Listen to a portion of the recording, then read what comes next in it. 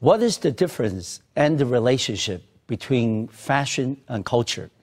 And what are the barriers that you have to overcome if you are an independent designer? We're going to find out on today's program because we are delighted and honored to have as our special guest Her Excellency Mrs. Zethu Dlamini, who is a fashion stylist and also a fashion blogger, and talk about her experiences in the fashion industry in Africa, in the Middle East, and in Taiwan. Welcome to our program, Z. Hi, welcome. As Ray has said, my name is Zethu Dlamini, and I am a lifestyle blogger, independent fashion designer, yes, and of course a diplomat spouse. I've been in Taiwan for almost 3.5 years now, and I do what I do every day. I'm a full-time student as well, besides being a mom. Exactly. And I'm just happy to be on Taiwan Outlook finally, because I believe that this is the right show to kind of bridge the gap between cultures. Okay, terrific. It's an honor to have you on the program. Thank you for having me. No problem. And can you start off the program today by telling us a little bit about yourself? We understand that you have an independent career, and you also study back home, and now you're also pursuing another degree here in Taiwan. So tell us a little bit about yourself, please.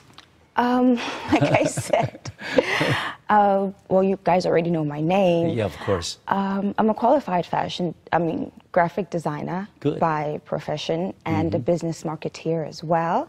So that's what I'm qualified in. And I'm currently pursuing a BA in mass communications and journalism at Wing Chun University, which is obviously English taught. Yes. I feel like I'm an easygoing person. I'm very charismatic, if I may say so myself. Yes. I've lived in almost, I think, four countries. I was born and bred in Swaziland, and I often get asked, oh, have you lived anywhere else? No. Okay. Just with my husband. Yeah, just home. Okay. And we started traveling together when he got into the diplomatic services. Of course. And let me ask you this, then what is it like to be a diplomat's wife? You know, a lot of people, will envy you, because as a diplomat's wife, you get to go to formal functions, to represent your country in a foreign land. What is it like to you to be a diplomat's wife?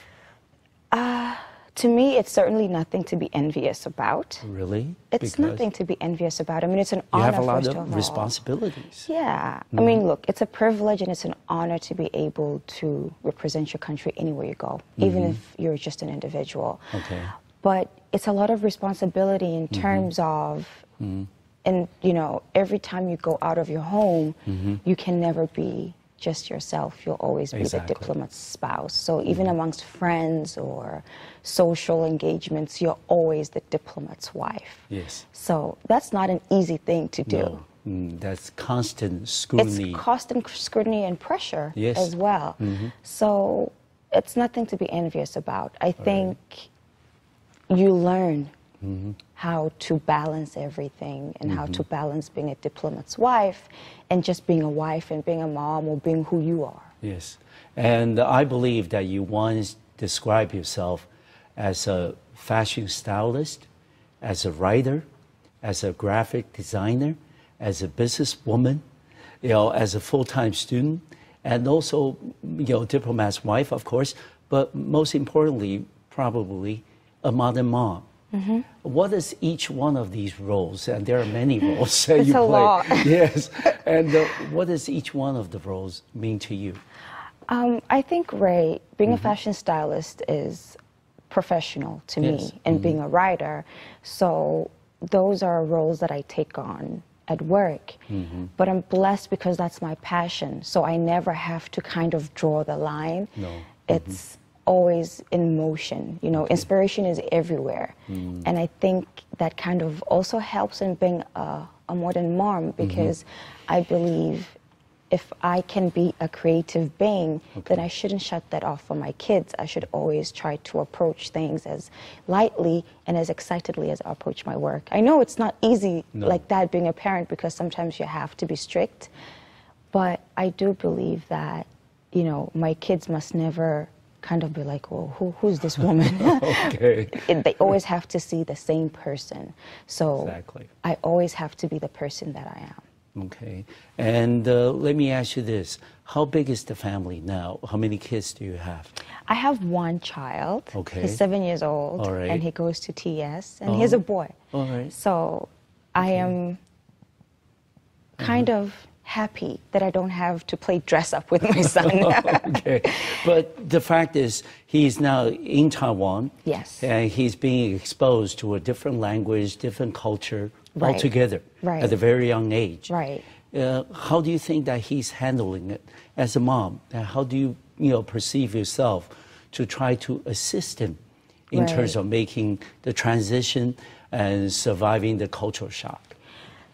It's not easy, No. but he was born in Kuwait. Oh, okay. And Yes. he lived there until he was 5 years old. So he's already exposed to a different sort of culture that he recognizes as his own. Oh, okay. And coming to Taiwan, I think he was very lucky that he's made friends who have lived, or their parents have lived outside of Taiwan. And even though they're very much Taiwanese. Yes. So I encourage him, actually, because I've also experienced different cultures. And the only thing that I say to him every day, every morning is, you have to remember who you are. You have to know who you are. Okay. Never forget where you come from, but embrace other things. Pick up Right. the good stuff.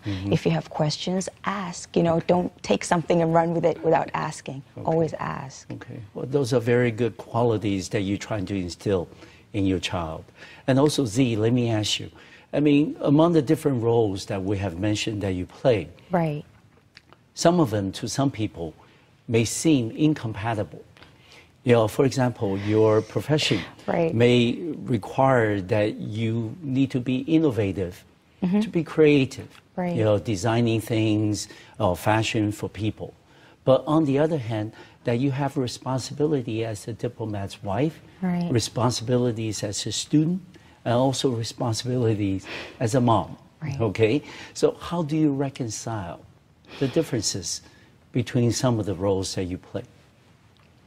It's not easy. No. It's I not would easy at all. I It gets a imagine little so. bit crazy sometimes, I won't Okay. lie.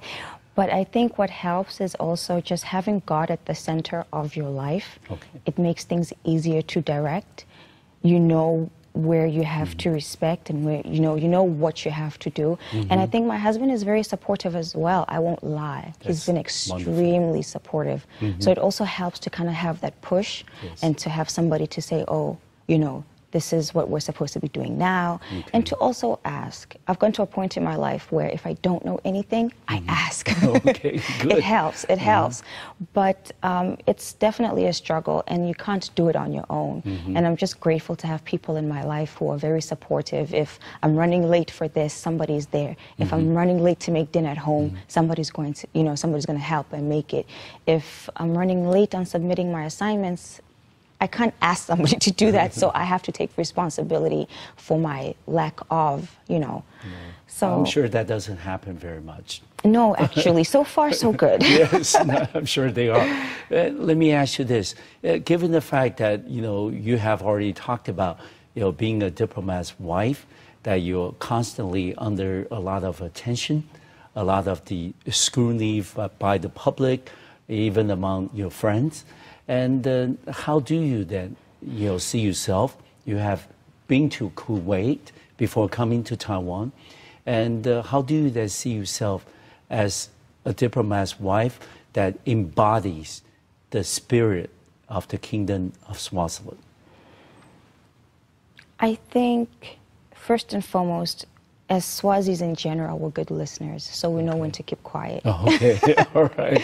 So I think that's really helped to just be the person who listens and meditates on stuff and then kind of thinks about it before you actually speak. And it's a quality that as a diplomat spouse you have to have, I think. And it's a struggle because, when you hear something you want to respond, but you have to learn to kind of step back and know that I can do this and this is beyond me and this is not something that I'm supposed to be doing.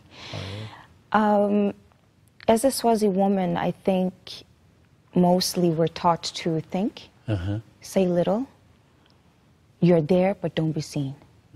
From a very young age, women in Swaziland are taught that you're very smart, you're very intelligent, you can think, you can be there without being seen, you can change things without making too much noise. Okay.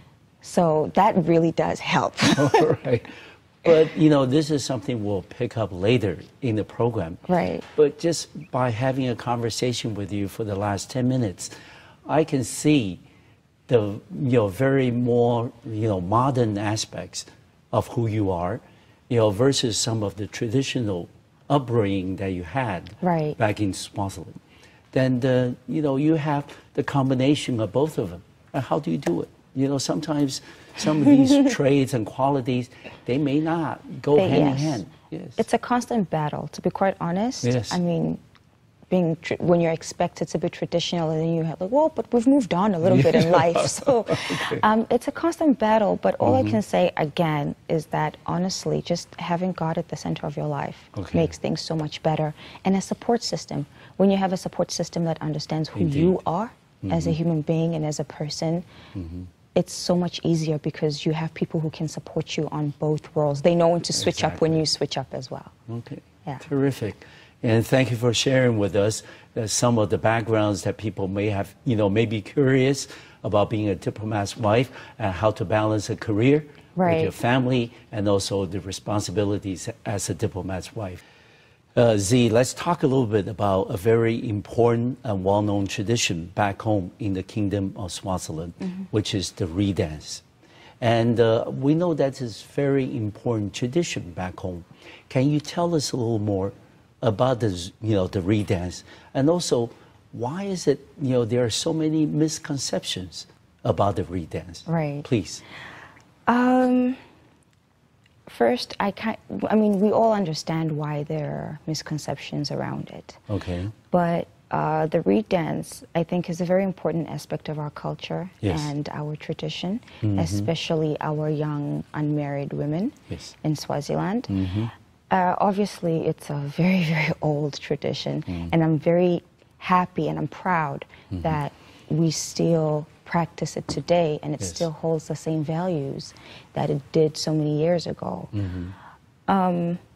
Misconception number one, people really don't understand why we have a Reed dance.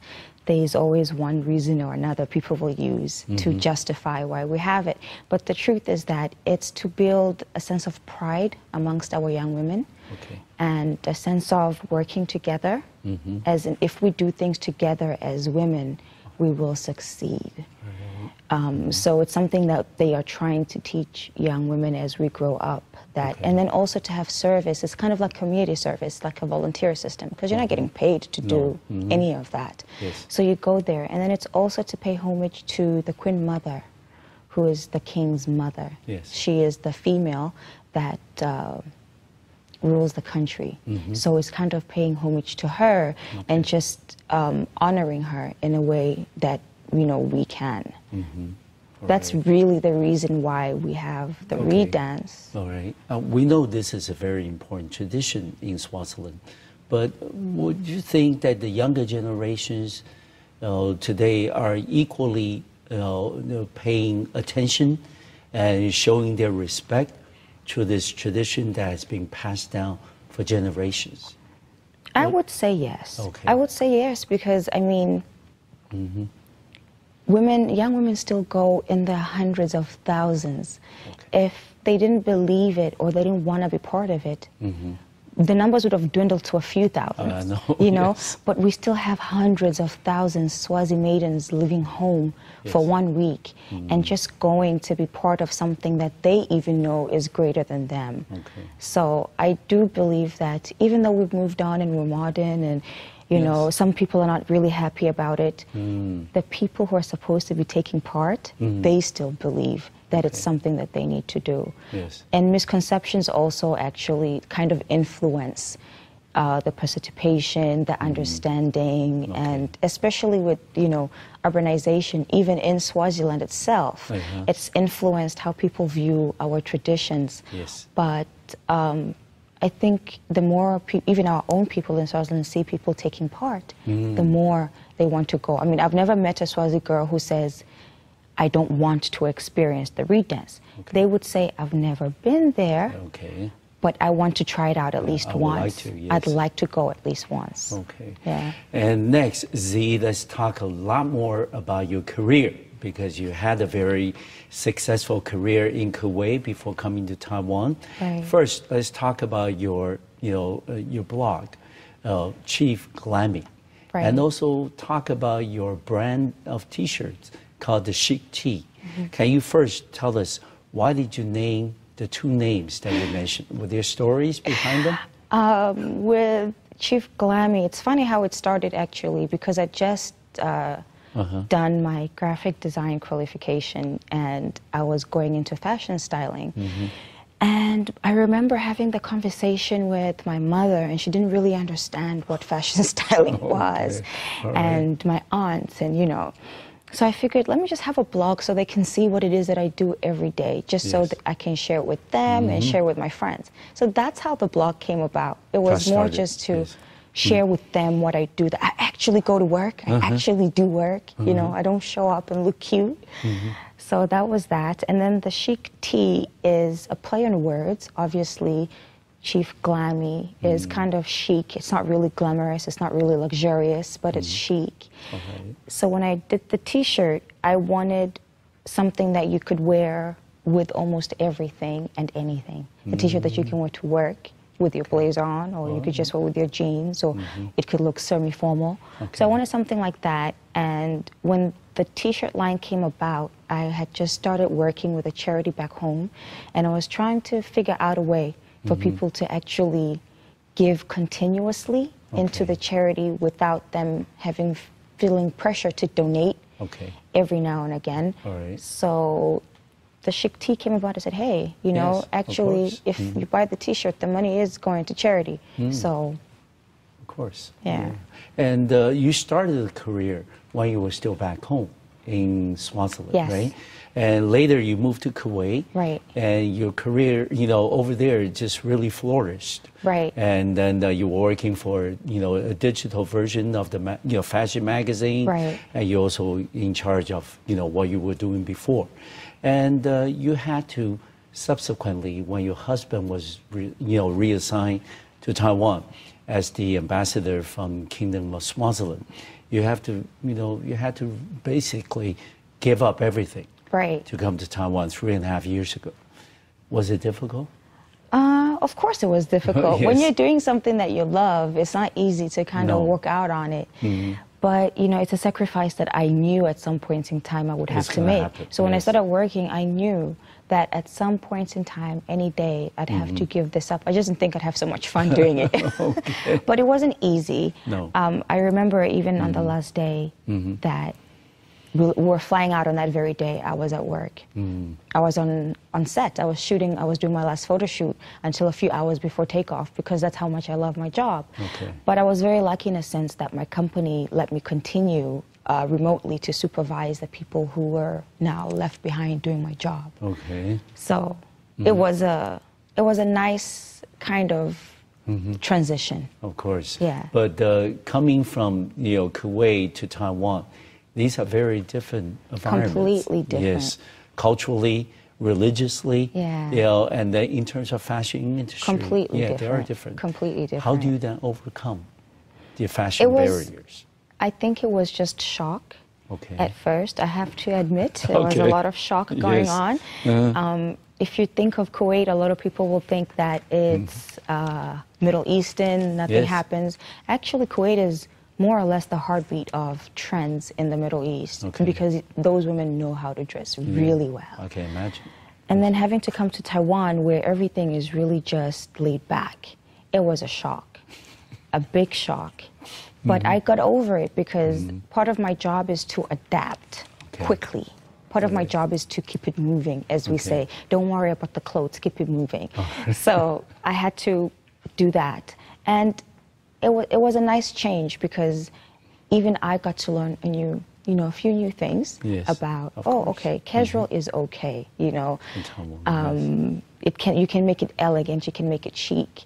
So it was a huge shock, but I got over it quickly because I didn't want to lose too much time worrying about the shock. Yeah. And I would suppose the transition is a little more difficult because, you know, Taiwan is very different from Kuwait in terms of language, people, you know, everything that we mentioned. Right. So over those aspects of the transition, did you have to overcome them? Of course. I mean, I remember the first shoot that I did in Taiwan. Everybody on set spoke Chinese, except, you know, the other stylist who even his English wasn't very good. No. The model spoke English, but she's really not going to help me with anything. You know, everybody spoke Chinese, and I remember thinking, oh my word, what did I get myself into? And I remember the editor saying, it's okay. What matters is the work. As long as they understand that this is what you have to do, then this is what you have to do. And then I also realized a lot of people in Taiwan can actually understand and speak some English. So I can't get mad when I don't understand. I just have to ask them to try and explain it in English. But it's definitely not easy. And I believe it's one of the things that holds Taiwan back in a lot of industries. Because English is not really placed as a priority. And I understand respecting your own native language is very important. You don't want to lose it. But there are just some industries where it's non-negotiable. You've got to make, you've got to be able. And you can't say, well, as long as the manager or the editor or the publisher speaks English, then the other people, you know, no, it doesn't work that way. All right. And Z, we know you have a large following online. And you also share beauty and health tips, you know, with people who watch your blog and things. And with all these, you know, following, and now, you know, social media is very important, you know, internationally. What would you like to achieve, you know, in terms of, you know, giving out people very positive vibes and letting them know about the latest news in health and beauty tips? What is the ultimate objective that you would like to achieve? The ultimate objective, actually, is for women to be more confident when they wake up and they put on their clothes. That's why I started the blog, and I think this is why I go on. I want women to get to a point whereby they make some sort of an informed decision when they buy their own clothes or they put on their own clothes. They know they're doing something right. You know, you don't walk out of the house feeling depressed by how you look. You're definitely not going to have a good day. So that's the blog. That's what I want. And then for beauty, I go more for natural products. I mean, with makeup, there are natural products, but they're really not widely available. But in terms of beauty, I really want women to feel comfortable in their own skin. And the only way that you can do that is when your skin feels good. Yes, of course. Yeah, that's a very good concept. And Z, we mentioned earlier about the different roles that you play. I think a lot of people who are watching our program today will say that, hey, you are amazing because you have a career, you know, you're a fashion stylist, you have a, you know, lifestyle blog, you know, that you keep people updated on health and beauty tips. And also you're a full-time student. And you're a graphic designer, you're a writer, and you're a diplomat's wife. And also you are a modern mom, you know, with a 7-year-old at home. So how do you then balance, juggle the different roles and responsibilities that you play? You say that it's not, you know, going to be easy because a lot of people in your position will probably say, hey, I can't do this anymore. Maybe I will not be so involved in my career. I'll pay more attention to, you know, fulfill my duties as, you know, diplomat's wife and also, you know, as a modern mom. So what do you say to them? I say it's possible. It's just about planning and sacrifice. I mean, you have to sacrifice something. So you might have to sacrifice your social life. Because, I mean, when you're doing all this and that and that and that, you won't have time to, you know, to be out and socializing a lot. So those are some of the sacrifices that I've made. Their sacrifices might be different, but there's definitely sacrifices. There's nothing in life that comes without sacrifice. You have to make a sacrifice one way or another, Okay. because we can't have it all, right? Of It course. just depends on what your all is. Okay. How you think your all Okay. is. So for me, my all is my family, my job, my blog, for me, that's my all. Okay. So, and everything that comes outside is a little bit extra and is a blessing. So I get to choose what I want to do with it. Okay. Was there ever a time when you thought that, hey, I made that decision a year ago or 2 years ago. Boy, I wish I could, do that over again. Of course. No? Because some of these sacrifices you made at the time may not turn out to be the way that you wanted to But be. that's how you learn, right? If you never make That's how you mistakes in grow up. life, Yes, yeah. you'll never know what you're capable of. You'll never know what you can do, what you shouldn't be doing. You'll never know your weaknesses. So, of course, there's some decisions that I've made and I've looked back and I said, that wasn't the best decision. Okay. Oh, I wish I could have done something different there. Oh, I wish I could have spent more time with this person. Yes. Or I wish I would have worked on this friendship a little bit more. Okay. But, it is what it is. It's life. You have to move on. You just know that next time you do things a little bit better. Okay, a little differently. A little Yes. differently, but differently in a way that makes you happy. Yes. And another thing about being a diplomat's wife is that every so often, every few years, that you're going to be relocated Right. to another assignment with your husband.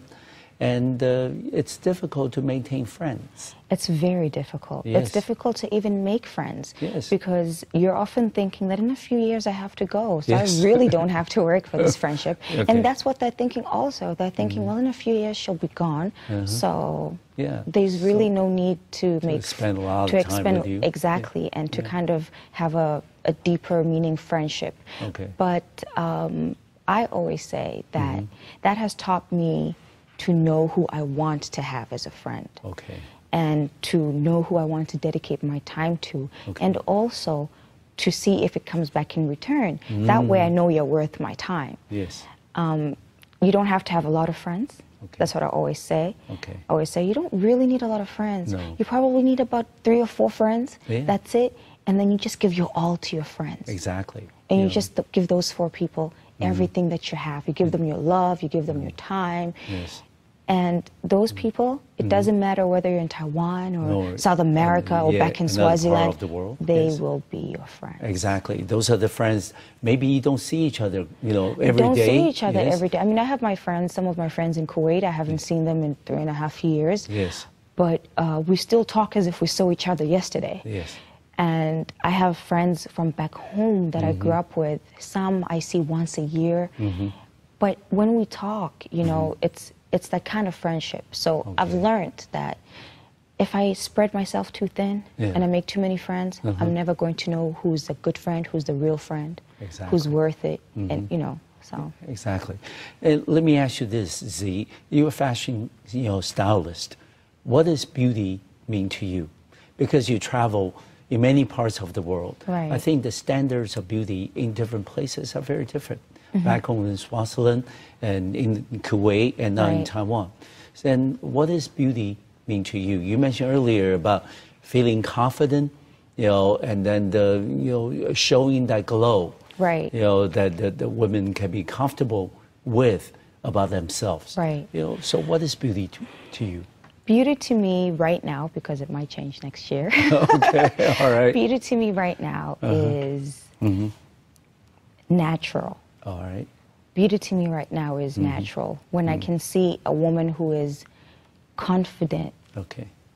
without having to put on anything, to me that's really beautiful. To me that's like you're realizing that you're more than just what you look like. Even when society is telling you that you have to look like this. Yes. Beauty is compassionate, how you treat other people. To me, that's Precisely. beauty. I've met a lot of beautiful looking people, but, But their they're personality. not beautiful. No. They're beautiful looking. Yes. They're not beautiful. Okay. And I've met people who are beautiful acting, Yes. but you can always see if an act is sincere or not. And I always say, there's a difference between being sincere and doing something that you're expected to do. Yes. So if you're expected to do something, you're doing something because someone is expecting you to do this. Yeah, you have to do You this. have to do this. But beauty comes when you haven't been asked, you haven't been, you know. So for me, beauty is definitely not how I look or how you look. No. It's something more. Yeah, that comes out naturally. That comes out naturally, and it doesn't have to be forced, and you don't have to say it. The people around you will see it. Okay. And nowadays, when you look at the fashion industry, models everywhere are paper thin. They're on the strict diet, and then the thinner seems to be the better. So what do you say to this thinning trend in the fashion industry all over? Thinning trend. I really wish women would just really, really stop believing, you know, everything they read and they see. I've worked for magazines, and I've worked with big brand designs and design houses, and the things that happen in the back that we see, we create, you know, the people that you read about in magazines. And you might like her because, oh, she's got this and she's skinny. And I think it's not real life. No. And this is how I now approach my job, and this is why I enjoy it, because now I realize it's not real life. No. I'm creating something. I'm an artist. I'm creating an illusion. Right. And also, you can be skinny and healthy. Yes. But a lot of the girls don't want to be skinny and healthy. No. They just want to be skinny. And it's really not good. No. It takes away something from you. You can never be yourself because you're constantly chasing other people's opinions about your body, how you look, their expectations. You're putting on a performance all your life, which means you're not living your life. No. You're living life for me and for Ray and for this person. Exactly. Oh, do they think I'm skinny enough? And you'll live, life will pass you by. Precisely. Yes. You know. And finally, Z, I'm going to ask you something, you know, maybe a little more direct, in the sense that by having the conversation with you today, having you on the program, a lot of people think that, you know, you are certainly capable, you know, not just to speak up for you, for what you believe in, but, you know, for women all over the world. You know, you are somebody who can try to balance the different responsibilities and the different roles that you assume in life, and then still do them very well. So let me ask you, what is feminism to you? And do you consider yourself a feminist? I think for me, feminism is Hillary Clinton. Oh. I think. But you are a lot more comprehensive and well-rounded than just a political figure. I think she is too. Yes. I think a lot of women who are seen to do things are multi-talented. It's just that we choose for the world to see us in what we feel we're good at. Okay. So, I mean, feminism to me is about pay equity, is about gender responsibility, equality, where the roles are now just blurred between what I can do at home and what you can do at home. It's more about a partnership. Feminism is about a sincere, deeply rooted mutual respect at work, at home, on the streets, between strangers. To me, that's feminism. Yes. You know, it's just equally at all levels, but with respect. I mean, we have to respect that there are certain things that a man is capable of doing naturally and physically that I myself as a woman, even though I admire to do them, I can't possibly do it. Yes, but that shouldn't take away the fact that I am strong in other areas, in many other areas. And it shouldn't take away the fact that I'm just as good. Yes. And do you consider yourself a feminist? No, I don't consider myself a feminist. Okay. Because I feel like even in the feminist movement, there's a lot of things that have been lost that are not necessarily for the woman. They're not for the betterment of the woman. All right. They're pushing agendas and roles to appease the men. You know, somebody gave a speech at the UN on feminism, and the speech was a contrast between men and women. And I said to myself, why are you even comparing us to men? We're not trying to be men. We want men to respect women for who they we are. Yes, yes. And what exactly. we're capable of. We're not trying to replace men. Okay. You have worked in many different places. Home in the Kingdom of Swaziland, and also in South Africa, and Kuwait in the Middle East, and now in Asia, in Taiwan. How do you then compare the fashion industries in these different places, and how is the standard of beauty different in all these different places? Please. I'll start with the last question. Okay, all right. I think the standard of beauty, what I've realized amongst all these places, is they're heavily influenced by the West. Yes. That's the one thing that I realized. I thought it would be different, you know, from place to place, but I found that no, actually, it hasn't happened that way. They're still drawing their standard of beauty from the West. And then I found that in Taiwan, as in contrast to South Africa, Swaziland, and Swaziland and South Africa, and actually Kuwait, Taiwan, even though their standard of beauty is more strict. Yes, of course. It's very strict. You know, you have to look a certain way for you to be considered beautiful. It's regiment, actually. It's almost unbearable. But I don't, you know, there's nothing that you can say. It is what it is. You can't blame them. You know, it's on TV. We all suffer from it. Of course. And when I looked at Kuwait compared to all the other places, beauty is in the eyes. It's the most beautiful place. No, no, no. Oh, not in the eyes your of physical, your physical eyes. Yes. Your most beautiful place. They believe that if you don't have beautiful eyes, you're not a beautiful person. No. It's amazing. Yeah, no. It's so strange. This is the one part that they stress on all the time. And for them, beauty is definitely the outside of a human being. It's really just what you look like, what you're dressed on, and, you know. So I found, you know, in Taiwan it was a little bit more comforting because, well, if you don't look that way, you're okay. You can do whatever you want. You're more comfortable. In terms of working standards and cultures, it's just about being adaptable, I think. It's not easy, I will have to say, because you have to understand. So it's like being a learner all your life, always saying to yourself, I have to learn. So when somebody says, I didn't understand something in terms of the work scope, if it's a cultural influence, it's really just about humbling yourself and saying, it's going to be different, even if the standard generally for this industry is this. But, you know, things work differently in Taiwan. Things work very differently in Kuwait. Things work differently in Swaziland and South Africa. And it's just about cultural influences. They do come into the workplace. They do influence people's decisions, you know. So it's about learning. I always say I have to learn. I can't be right. I can't know everything. No. But we understand that you and your husband have traveled to many parts of the world, and you both have a very cultural rich background. And for you, as a professional woman and also a designer, how do you then, you know, try to integrate the richness of your own, you know, experiences into your work, whether it's in designing, whether it's in fashioning, or whether in terms of writing?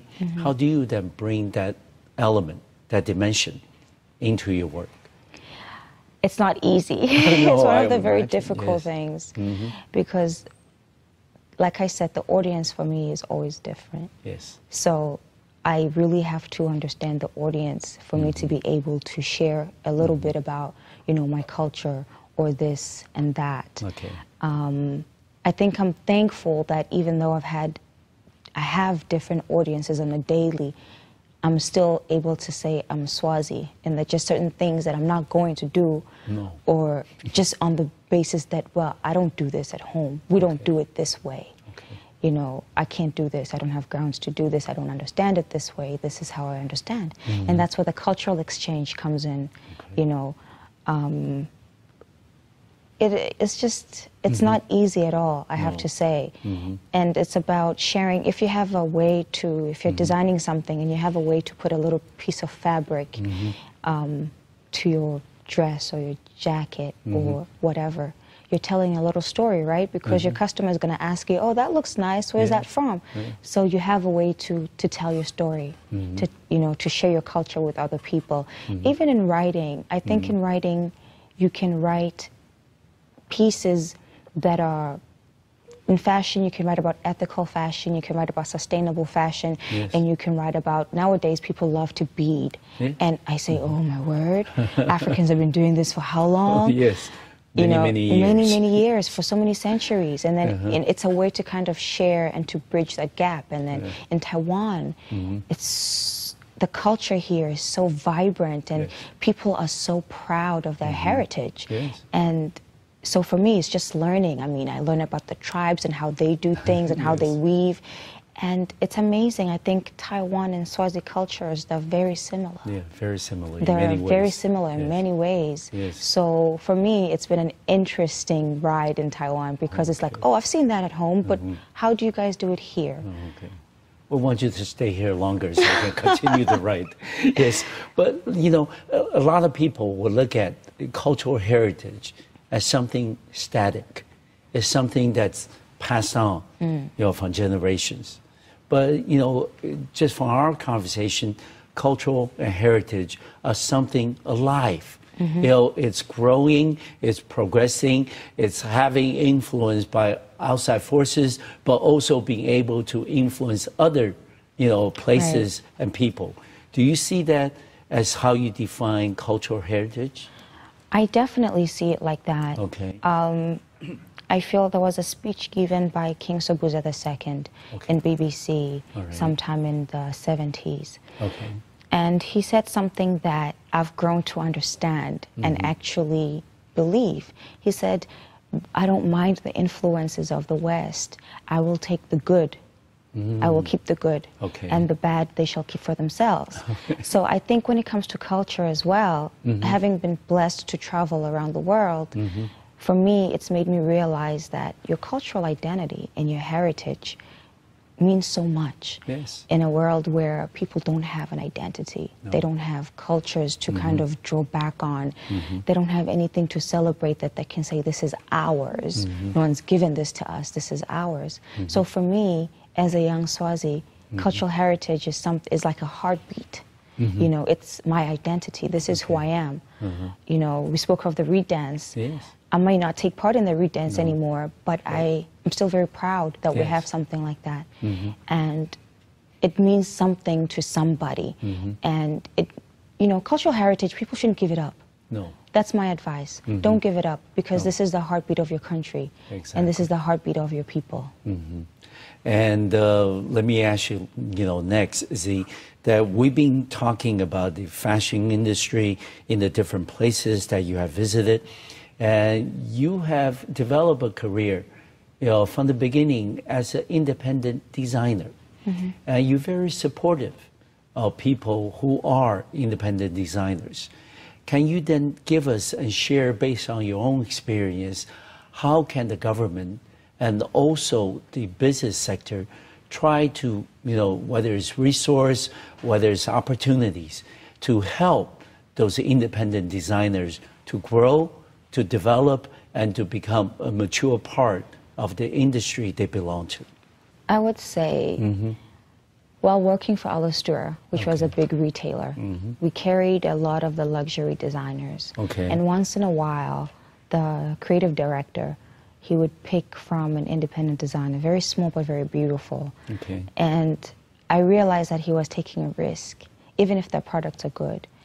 Alastura had a price tag that we couldn't go below. You know, we had to stick to this. This is our price, and we don't sell below this price at all. And those independent designers would find it difficult to sell because their names are new in the fashion world. Nobody knows you. And unless they've seen your work somewhere, no one's going to buy you. Right? At first I was like, okay, so how do we make this work? How does this make this work? And it falls really on terms of the business sector. If you're going to carry an independent designer, the work to market them falls on you, which means as the business, you're using your resources to actually market someone else, a brand that you won't even benefit from. somebody else will, right? I mean, you might make her like a profit for what, 6 months, but after that, everything becomes stagnant. So, first of all, I think that's one thing that retailers have to understand when they take on independent designers is that you have to help them as much as you can, because in the long run, it will come back to you. Once this person is a bigger name where they are, you will make the most money, definitely. You can just simply change the contract, right? And then in terms of governments, it's really difficult. And I can understand why, because there's so many people who are born every day who are designers, right? So it's difficult. Who are you going to pick, and who are you going to leave behind? Right? So the best thing I think governments can do is to, I think in Taiwan they have it, Taiwan Designers Week. Exactly. Yeah, we do. And exactly. They can have to provide a platform, and they can subsidize the prices that the designers have to pay for things like that. And then you have Taipei InStyle. I know that's very expensive for independent designers in Taipei, the prices. So maybe if, you know, organizations can meet those designers halfway, instead of having a runway show, you have a presentation. A very small presentation to industry leaders, people who are going to buy or who are interested in buying, or you share a runway with 5 designers. So, you know, you had a show, but it didn't cost you your whole life. You know, it didn't cost you your savings. And then for designers themselves, what I found while I was working as a fashion stylist for retailers is some designers really design unwearable clothes, unrealistic. It's very unrealistic, and it's hard to sell, and it's hard for a buyer or a stylist to say, we're going to carry that, we're going to carry that, which means you're making a loss. So I always say to designers, make a collection that is beautiful but relevant to the time. So when a woman sees your clothes on the floor, they want the dress. They don't care who you are, they want the dress, because it's something that they can wear. But a lot of independent designers, you know, they're so young, and we're so full of energy, and we want to show the world that we're, you know, we're creative. We lose it. Well, Z, certainly being a pleasure to have you on the program today. I have learned a lot. I'm sure our audience has done the same. Want to wish you all the best in all of your future professional and personal endeavors. Thank you very much. Thank you. Thank you so much. Thank you for having me today. It was a pleasure. Thank you. All right. Thank you. Thank you for watching our program today. I'll see you next time on Macroview Television. Thank you.